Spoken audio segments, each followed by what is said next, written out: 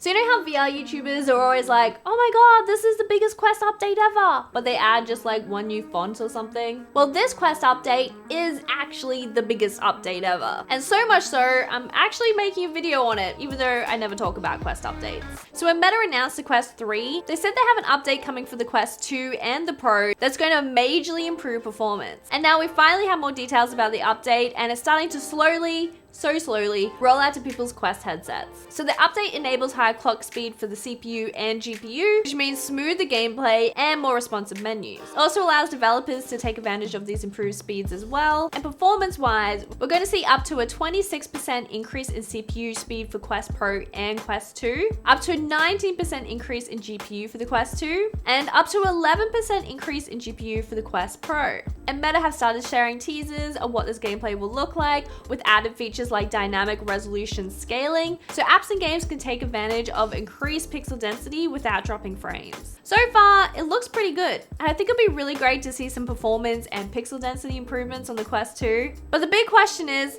how will this affect battery life? Makes you wonder if Meta had the ability to do these upgrades all along and decided to wait until the announcement of the Quest 3 to push them out. I've seen a few conspiracies flying around online that Meta had purposely overclocked the Quest 2 to decrease battery life and longevity to encourage people to upgrade to the Quest 3. But considering Apple got in a lot of trouble for their engineered obsolescence, I doubt Meta would be ballsy enough to try the same thing. I don't think Meta are trying to force people to upgrade to the Quest 3. If anything, I think they're trying to make their hardware appealing to as many people as possible. They want mass adoption of the Quest headsets and will do what they can to make it more enticing for the wary. And to add to that mass adoption, everyone uses Facebook Messenger, right? Well, Meta have now added a standalone VR app for Messenger. It lets you use voice chat to interact or a 3D avatar. And I don't think I've ever used Messenger on my Quest, and I don't think I will. I'm a millennial. The thought of doing voice chat is terrifying enough, let alone trying to type out messages in VR. But it's a cool feature for those who want to message friends in VR. If you don't want people reading all your private Messenger conversations,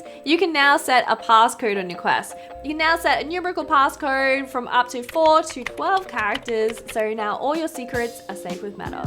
Meta have also updated their Explore page with a feature that all social platforms have been cramming down our throats since the invention of TikTok, and that is Reels. You can now view Instagram and Facebook Reels from within your Quest. So instead of being glued to your phone for hours on end, you can now be glued to your Quest headset for hours on end. And again, I don't know how I feel about this feature. I think it'd be way cooler if it was VR specific content and a way for me to discover new games or creators. I usually use my Quest to try and disconnect myself from my phone and stop those bad habits of mindlessly scrolling. I don't think I want that following me into VR. The update also adds support for multi-gesture support with hand tracking, and also people you follow now have an indicator of whether they're online or offline or not, which I feel like should have been added ages ago. And hand tracking and notifications, you can now tap on them and swipe to dismiss and do all that kind of stuff in notifications. The Quest Pro will also have improved eye tracking in this update, so it's more accurate and can now support things like winking, so now you can more effectively use your bad pickup lines in the metaverse. There's also 2 new home environments, including the Futurescape environment that was showcased at the recent Metagaming Showcase. It's like a futuristic, natural kind of landscape. And then there's the Great Grand Sea home environment. And this is for people who pre-ordered Asgard's Ra. So when you pre-order that, you get the environment as well. And I think this environment looks pretty cool. It's something different. And finally, you can now stream to Facebook again.